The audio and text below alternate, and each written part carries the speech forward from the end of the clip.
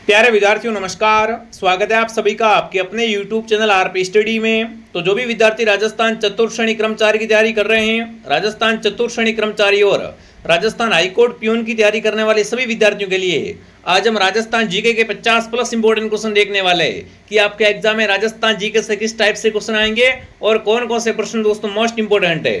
तो इस क्लास को आप ध्यान से पूरा जरूर देखें और लास्ट में कमेंट करें इस क्लास को देखने के बाद में कितने प्रश्न आपके सही होते हैं। मैं आपको बिल्कुल बेसिक से पढ़ाने वाला हूं, तो ध्यान से देख लेना दोस्तों। ये राजस्थान जीके के वे क्वेश्चन हैं जो एग्जाम में बार बार पूछे जाते हैं। तो चलिए विद्यार्थियों क्लास का शुभारंभ करते हैं। क्लास का पहला ही सवाल आपके सामने, राजस्थान का सर्वाधिक जनसंख्या वाला जिला कौन सा है। यहाँ पर आपको बताना है राजस्थान का ऐसा जिला दोस्तों जहां पर जनसंख्या है वो सर्वाधिक है।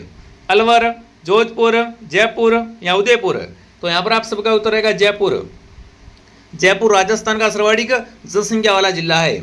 अगला प्रश्न आपसे पूछा है राष्ट्रीय सरसों अनुसंधान केंद्र कहाँ पर है। बहुत बार सवाल आ चुका है एग्जाम में कि राष्ट्रीय सरसों अनुसंधान केंद्र है वो कहाँ पर है। खेड़ली अलवर, यहाँ दोस्तों सेवर भरतपुर, नवदई भरतपुर, बादीगुई डोसा। तो राष्ट्रीय सरसों अनुसंधान केंद्र है वो है सेवर भरतपुर में। जो भी विद्यार्थी सेवर भरतपुर बता रहा है, सेवर भरतपुर में दोस्तों क्या बना हुआ है, राष्ट्रीय सरसों अनुसंधान केंद्र बना हुआ है। अगला प्रश्न आपके सामने, बनास नदी पर कौन सा बांध है। इंपोर्टेंट क्वेश्चन आपसे पूछा दोस्तों। बनास को वन की आशा कहा जाता है। यहाँ पर आपसे पूछा है बनास नदी पर कौन सा बांध बना हुआ है राजस्थान में। रामगढ़ बांध, मेजा बांध, बिसलपुर बांध या जवाई बांध। तो बिल्कुल आप सबका उत्तर आ चुका है। यहाँ पर बिल्कुल आप सब बता रहे हो कि बिसलपुर बांध है वो किस नदी पे बना हुआ है। बिसलपुर बांध है वो बनास नदी पे बना हुआ है। तो सी ऑप्शन आप सबका सही रहेगा। चलिए आगे बढ़ते, अगला बताओ। अगला पूछा राजस्थान का राज्य पशु कौन सा है। ये तो बच्चे को पता होगा दोस्तों कि भाई राजस्थान का जो राज्य पशु है वो कौन सा है। भालू, चिंकारा, चीता या शेर। दोस्तों फटाफट कमेंट करेंगे। राजस्थान का राज्य पशु है वो आएगा चिंकारा। यहाँ पर बी ऑप्शन जो भी कमेंट कर रहा है, बी ऑप्शन बिल्कुल आपका राइट है। अगला प्रश्न दोस्तों आपसे क्या पूछा है, गोडाउन पे डाक टिकट कब जारी किया गया। इंपोर्टेंट क्वेश्चन दोस्तों, गोडाउन पर डाक टिकट जारी किया गया था वो कब किया गया था। 1 अक्टूबर 1980, 1 अक्टूबर 1 नवंबर 1980, 31 दिसंबर 1980 या 4 दिसंबर 1980। गोडाउन पे दोस्तों डाक टिकट है वो कब जारी किया गया था, 1 नवंबर 1980 को। तो जो भी विद्यार्थी बी को बता रहा है यहाँ पर बी ऑप्शन बिल्कुल आपका राइट है।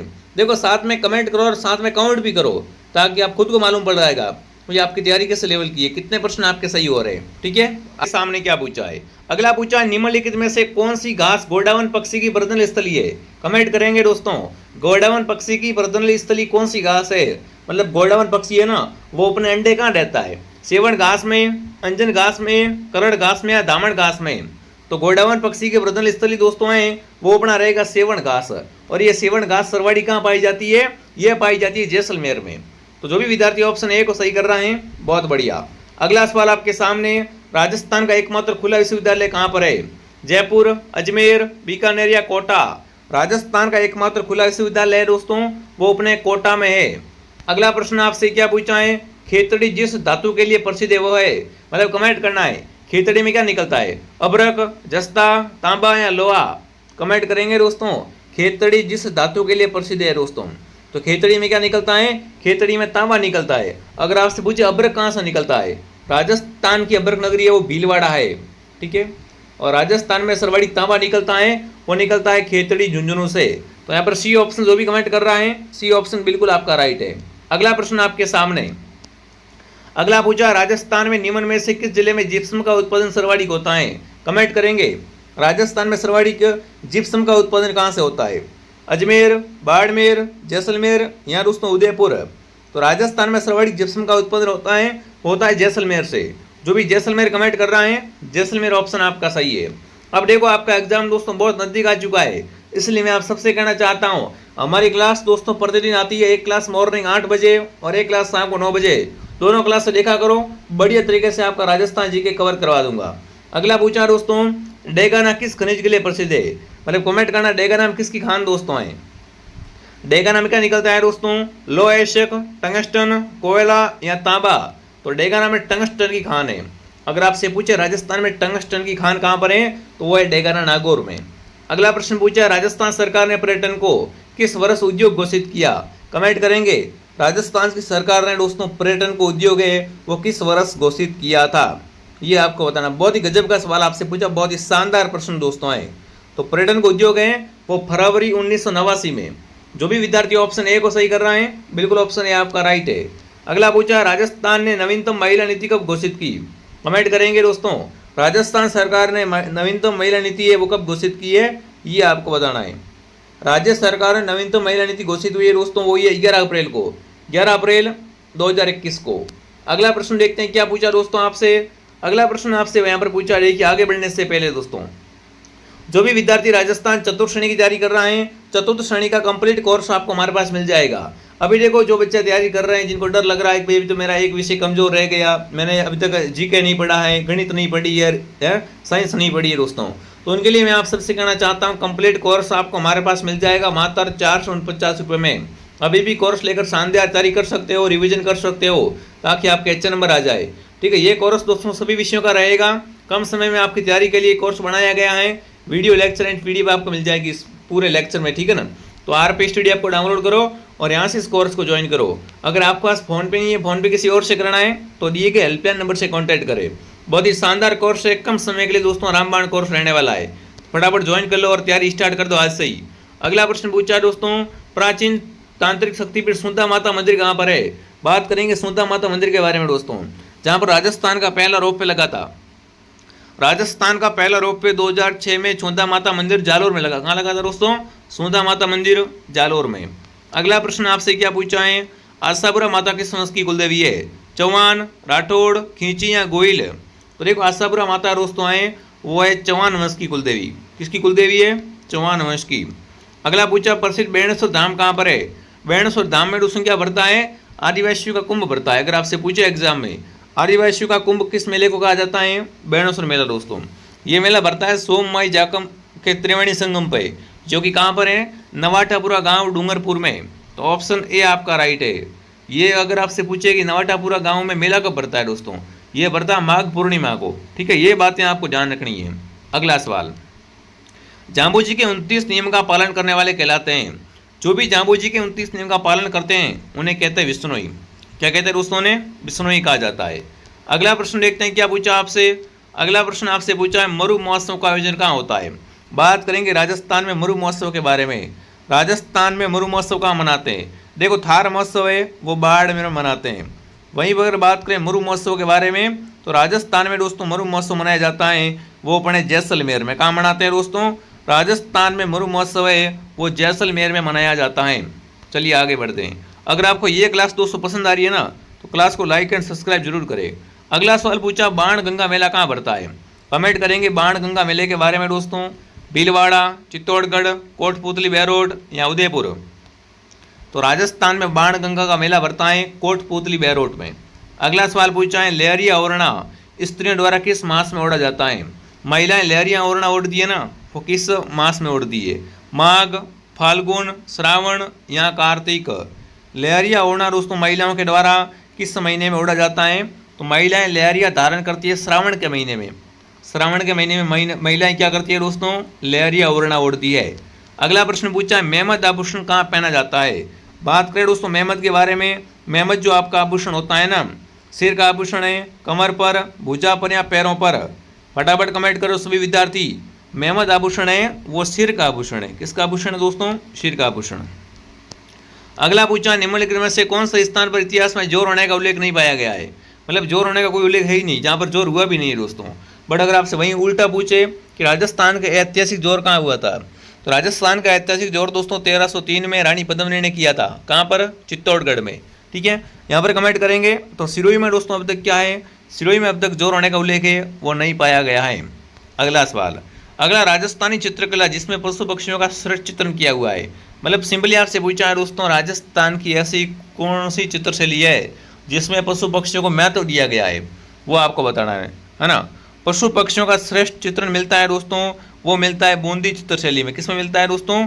बूंदी चित्रशैली में।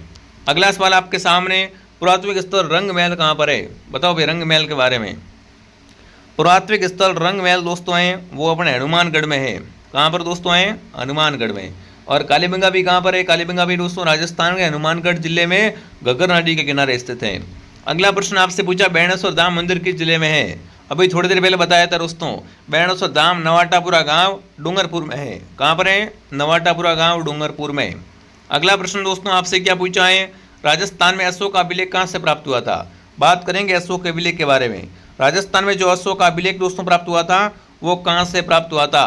बड़ली, बरनाला, बैराठ या बुचकला? सभी साथी कमेंट करेंगे। जिसने भी दोस्तों क्लास को लाइक नहीं किया है, क्लास को लाइक एंड सब्सक्राइब कर लो भैया ना, देख के सब्सक्राइब कर लो ताकि आपको कंटिन्यू क्लास है वो ऐसी ऐसी मिलती रहे।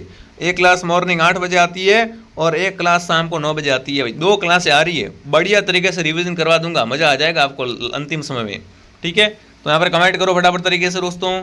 अशोक का अभिलेख कहाँ से प्राप्त हुआ था? आपका उत्तर आ रहा बैराठ। बैराठ, क्या बात है, बैराठ ऑप्शन आपका सही है।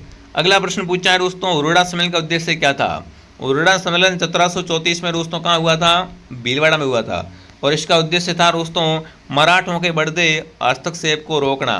ठीक है, अगला है दोस्तों, कौन टोंक मुस्लिम रियासत का संस्थापक था? बताओ भाई, टोंक मुस्लिम रियासत का संस्थापक कौन था? वो आपको बताना, बहुत बार सवाल आ चुका है। अमीर खां पिंडारी, गुलाब खां कामेखानी, नवाब मोहम्मद शाह, हसन खां मेवाती? तो टोंक मुस्लिम रियासत का संस्थापक था वो था अमीर खां पिंडारी। जो भी विद्यार्थी ऑप्शन ए कमेंट कर रहा है, ऑप्शन ए आपका राइट है। अगला प्रश्न आपसे पूछा है, टोंक में सुंदरी कोठी का निर्माण कौन से नवाब द्वारा करवाया गया? बताओ भाई, अगर आपसे पूछे सुंदरी कोठी पर्यटन स्थल कहाँ पर है, तो ये दोस्तों अपने टोंक में। और इसका निर्माण किसने करवाया था? तो टोंक में सुंदरी कोठी का निर्माण दोस्तों है वो नवाब इब्राहिम खान ने करवाया था। डी ऑप्शन आपका सही है। अगला प्रश्न दोस्तों आपसे क्या पूछा देखते हैं, नसीराबाद छावनी में विद्रोह कब हुआ? बात करेंगे यहाँ पर नसीराबाद छावनी के बारे में। इसमें जो विद्रोह हुआ था दोस्तों, देखो क्रांति की शुरुआत अगर आपसे पूछे राजस्थान में 1807 की क्रांति की शुरुआत कहाँ से हुई थी, तो हुई थी भाई अपने नसीराबाद से। और नसीराबाद में विद्रोह हुआ था 28 मई को। 28 मई 1857 को क्या हुआ था दोस्तों? नसीराबाद में विद्रोह के साथ साथ में क्रांति स्टार्ट हुई थी। अगला पूछा, अजमेर में नसीराबाद छावनी कब स्थापित हुई? अब कोई आपसे पूछे भाई नसीराबाद छावनी तो है बट ये है कहाँ पर, तो ये अजमेर में है। बट आप मुझे बताओ अजमेर में नसीराबाद छावनी कब स्थापित हुई थी? फटाफट कमेंट करेंगे। तो नवंबर 1818 में। ठीक है, नवंबर 1818 में ये दोस्तों छावनी है वो स्थापित हुई थी। मत्स्य संघ में कौन कौन सी रियासतें शामिल थी दोस्तों? एकीकरण से प्रश्न पूछा गया है। एकीकरण के आपको पता है 7 चरण थे दोस्तों, उसमें से पहला चरण का नाम था मत्स्य संघ। और मत्स्य संघ में आपको बताना है कौन कौन सी रियासतें शामिल थी। तो यहाँ पर आपका उत्तर रहेगा अलवर, भरतपुर, धौलपुर, करौली, ये दोस्तों इसमें शामिल थी। राजस्थान का एकीकरण कितने चरणों में पूर्ण हुआ? अभी मैंने आपको बताया था राजस्थान का एकीकरण दोस्तों है वो 7 चरणों में पूरा हुआ था। एक तो इसमें आपको एकीकरण का पहला चरण याद करना है और एक 7वां चरण, और एक आप 4था चरण याद कर लेना, क्योंकि 4था चरण है वो एकीकरण का सबसे बड़ा चरण है। ठीक है, अगला प्रश्न दोस्तों आपसे क्या पूछा है? देखिए आगे बढ़ने से पहले दोस्तों जो विद्यार्थी हाईकोर्ट की तैयारी कर रहे हैं ना, हाईकोर्ट पियून की तैयारी करने वाले सभी विद्यार्थियों के लिए दोस्तों गीता बैच आपको मिलने वाला है, जिसमें हिंदी व्याकरण है, अंग्रेजी है और संस्कृति साहित्य है। मतलब कंप्लीट सिलेबस आपको 299 के अंदर मिल जाएगा। ठीक है ना, अगर आप हाईकोर्ट की तैयारी करना चाहते हो तो पूरा सिलेबस बुक भी आपको नहीं लानी पड़ेगी। पूरे सब्जेक्ट के वीडियो लेक्चर और PDF है वो आपको हमारे पास मिल जाएंगे। तो प्ले स्टोर से आपको RP स्टडी आपको डाउनलोड करना है।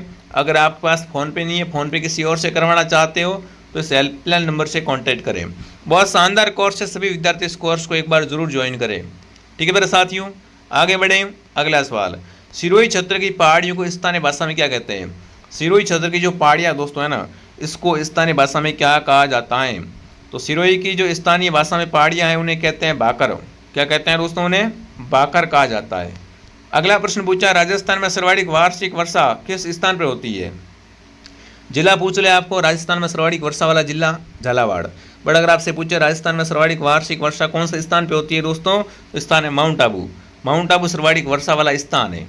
ठीक है, अगला पूछा है, किस नदी को वागड़ और कांठल की गंगा कहा जाता है? कमेंट करेंगे। वागड़ और कांठल की गंगा है दोस्तों, तो वो नदी कौन सी हो जाएगी? वागड़ और कांठल की गंगा माई दोस्तों, और इसको साथ में आदिवासियों की गंगा है वो भी कहा जाता है। तो बी उत्तर आपका राइट है। अगला पूछा दोस्तों, राजस्थान में किस जिले में पलाया जिले हैं? फटाफट कमेंट करेंगे। पलाया जिले हैं वो अपने राजस्थान में कहाँ पर है?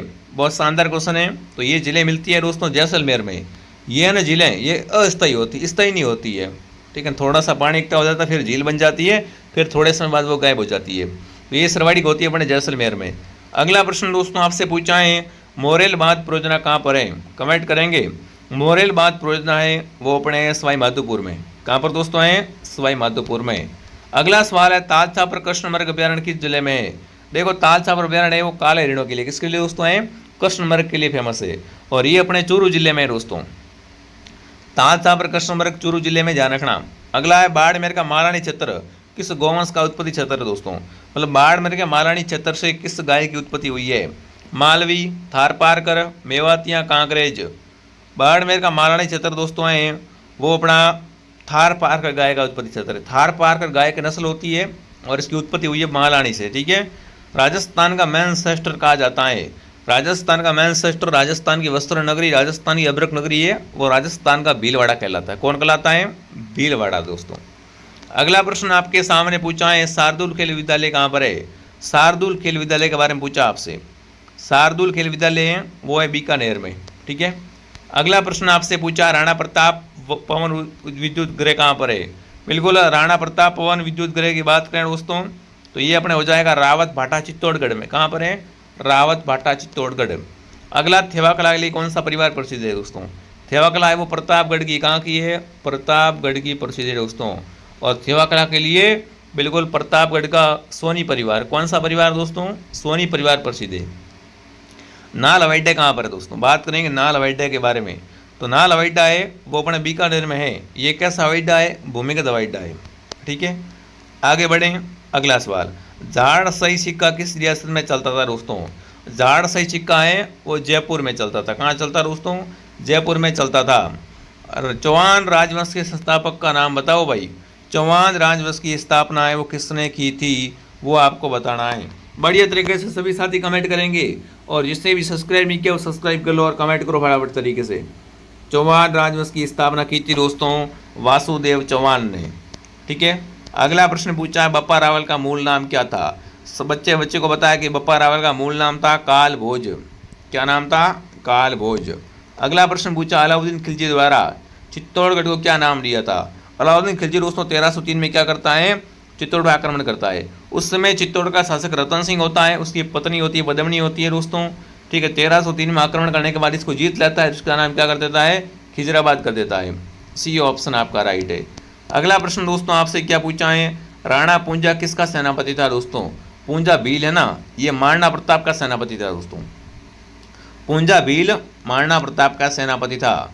उदयपुर में परोपकारिणी सभा की स्थापना किसने की थी?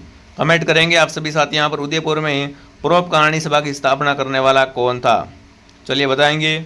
उदयपुर में परोपकारिणी सभा की स्थापना की थी दोस्तों, वो किसने की थी? देखते हैं आपका आंसर क्या आता है। सबका उत्तर यहाँ पर चाहिए मुझे। उदयपुर में परोपकारिणी सभा की स्थापना की थी दोस्तों स्वामी दयानंद सरस्वती ने। बी उत्तर आपका राइट है। यहाँ पर जो भी ऑप्शन बी को बता रहा है बहुत बढ़िया दोस्तों। अब आप फटाफट कमेंट करेंगे कि इस क्लास में से कितने क्वेश्चन आपके राइट हुए।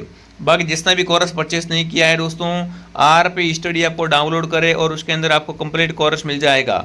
बढ़िया तरीके से शानदार तैयारी करवाई जा रही है दोस्तों। आज ही हमारे साथ जुड़कर आप शानदार तैयारी कर सकते हो। और अभी चतुर्श्रेणी के कोर्स में ऑफर चल रहा है, 449 में कंप्लीट कोर्स मिल रहा है। हाईकोर्ट वाला कोर्स मात्र 299 के अंदर।